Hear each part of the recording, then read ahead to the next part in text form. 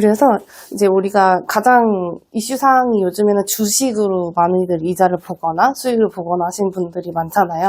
그래서 주식으로 매매 차익이 뭐 얼마가 나든 이런 거는 재산 증가로 간주를 하기 때문에 크게 문제가 되진 않는데 여기 안에서 이자나 배당 소득이 발생된 경우에 이제 박탈될 위험성이 좀 있다고 해요.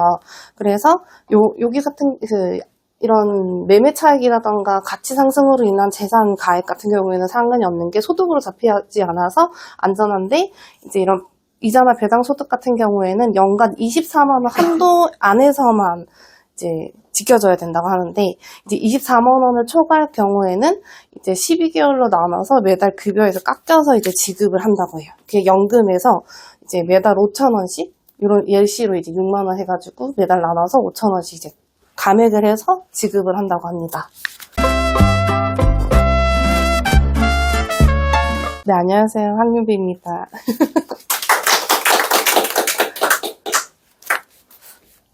그래서 이제 저희가 지금 오늘 알아볼 거는 기초생활수급자랑 장애인연금이랑 이제 같이 받게 됐거나 아니면 이제 이 장애인연금이랑 기초생활수급자의 기본 조건이라던가 이런 거를 이제 제가 정리를 해봤는데, 여기 안에 모든 그냥 제가 자료 조사한 정보를 담았어요. 그래서 이 자료만 봐도 사실 제가 무슨 말씀을 드리고 싶은지 무슨 의도가 담겨져 있는지 다 적혀 있기 때문에 이제 복지제도에는 이 두 가지가 있다고 해요. 그리고 기초생활수급자랑 그리고 장애인연금 이렇게 두 가지가 나눠지는데, 기초생활수급자는 최저생활보장 및 자립지원을 부분을 이렇게 케어해주는 부분이고, 장애인연금은 중증장애인의 생활안전이랑 그리고 이제 추가 지출 비용을 이제 보전해주는 부분인데, 이제 여러 가지 이렇게 분류가 되어 있다고 합니다. 근데 우리가 그때 지지난주에 말씀해드렸듯이 여기 안에 보시면 기초생활수급자랑 중증장애인 경우에는 이 두 가지 혜택을 동시에 받을 수 있고, 이걸 받는다고 해서 생계급여라던가 이런 게 깎이지 않는다고 해요.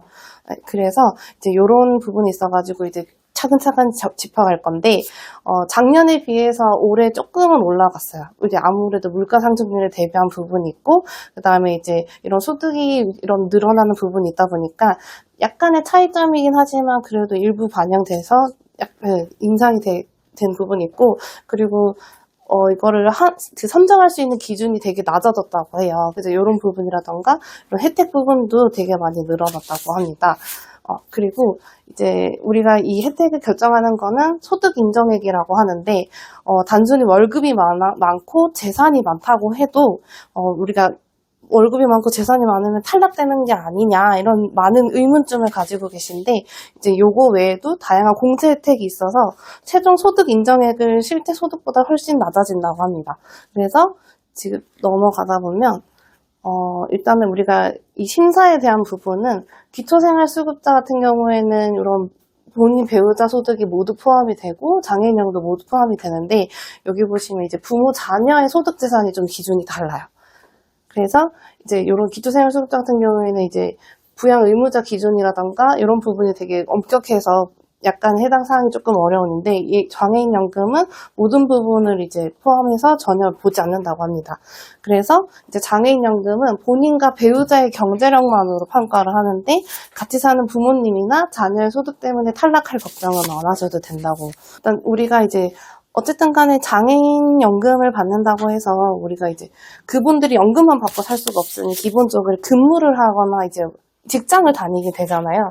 그럼 이제 월급이 발생됐을 때 이게 또 탈락되는 건 없느냐, 뭐 그런 걱정도 많이 있으신데, 이제 월급을 289만 원을 받아도 연금을 받을 수 있는 이유가, 실제는 이렇게 받는데 기본 공제가 이렇게 92만 원이 들어가고 그러면 197만 원이 남는데 여기서 30% 추가 공제가 된다고 합니다.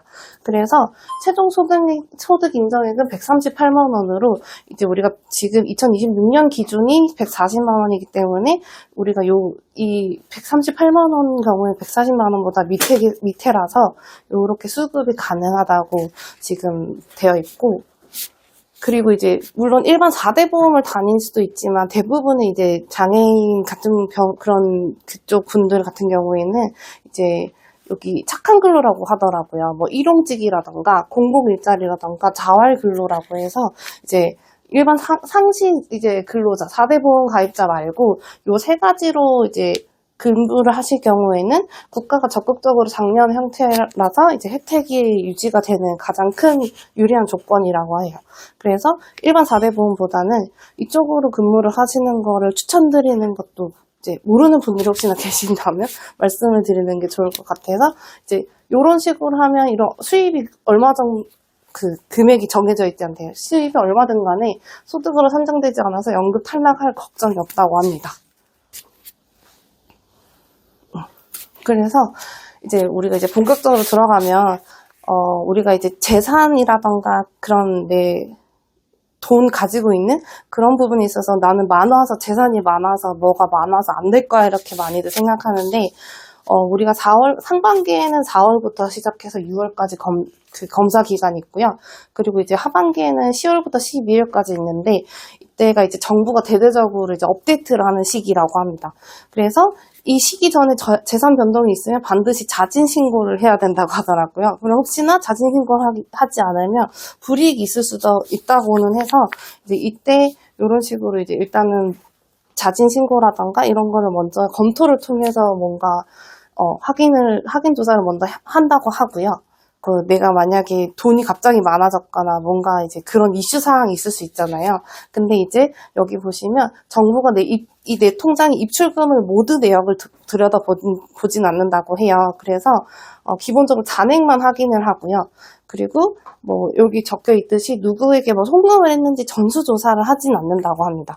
대신에 이전 조사보다 잔액이 비정상으로 급증을 할 경우에는 이제 담당 공무원이 이제 재산 형성 과정을 묻고 최근 1년치 입출금 내역을 제출한다고 합니다. 그래서 이제 우리가 가장 이슈 사항이 요즘에는 주식으로 많이들 이자를 보거나 수익을 보거나 하신 분들이 많잖아요. 그래서 주식으로 매매 차익이 뭐 얼마가 나든 이런 거는 재산 증가로 간주를 하기 때문에 크게 문제가 되진 않는데 여기 안에서 이자나 배당 소득이 발생된 경우에 이제 박탈될 위험성이 좀 있다고 해요.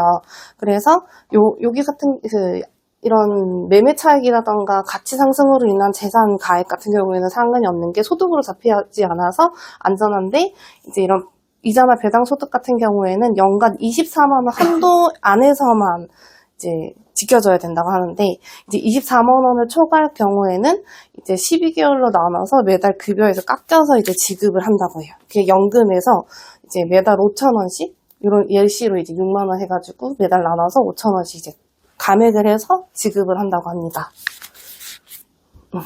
그리고 이제 그때 우리 자동차 얘기도 나왔거든요. 그래서 이제 제가 찾아봤는데 자동차가 이게 가장 많은 함정을 가지고 있다고 자료에서도 그러더라고요.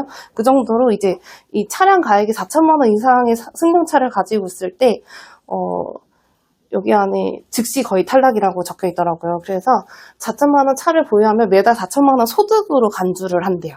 그렇기 때문에 내가 중고차로 아무리 싸게 차를 사도 여기 안에 보면 보험 개발원 등록 기준으로 산정이 되기 때문에 차량을 4천만 원 이상으로는 가지고 가면 되게 위험하다. 그래서 이 부분이 가장 저도 자료를 찾아보고 되게 많은 그런 공부를 했을 때 이 부분 때문에 많이 탈락하는 경우도 많다고 하시더라고요. 그래서 이제 저는 이제 총 정리를 하자면 가족에게 받은 돈도 소득이 될까 이런 것도 궁금하실 수 있잖아요. 그래서 누군가로부터 큰 돈이 입금이 됐다라면 이제 정기적으로 받는 돈인가 여기서부터 나눠진대요. 그래서 내가 이렇게 정기적으로 받게 되면 사적 이전 소득으로 해서 이제 이게 삭감될 수 있는 위험성이 있고 만약에 아니라고 하면 여기에 대한 증명을 해야 된다고 합니다. 이런 큰 돈에 있어서 내가 빌려준 돈을 받았거나 아니면 뭐 이런 내 재산을 처분한 대금임이라던가 이런 걸 증명을 해야 되는데 증명을 하게 되면 이제 뭐 우리가 재산 형성이 있어가지고 정당한 부분인 거고 만약에 못할 경우에는 이제 이런 식으로 이제 소득이 간조될 수가 있다 보니까 박탈될 수 있는 위험성이 있다고 합니다. 그래서 요거는 혹시 몰라서 그냥 이제 그 자료 찾다가 이런 식으로 등록하면 될 것 같다라고 해서 한번 정리를 한번 해봤고요. 이제 저도 워낙에 이제 시작하는 공부 단계다 보니까 제 기준으로 좀 자료를 만들어 봤어요. 뭐 더 심화 과정은 이제 이사님이 해주실 거고 저 같은 경우에는 우리가 앞으로 나아갈 때 이거는 되고 뭐 어떤 기준이고 어떤 이자가 발생되고 한 1년에 얼마가 발생돼야 되면 이제 탈락이 되는지 뭐 그런 부분이 있어가지고 이제 간략하게 PPT로 준비해봤습니다. 네. 감사합니다.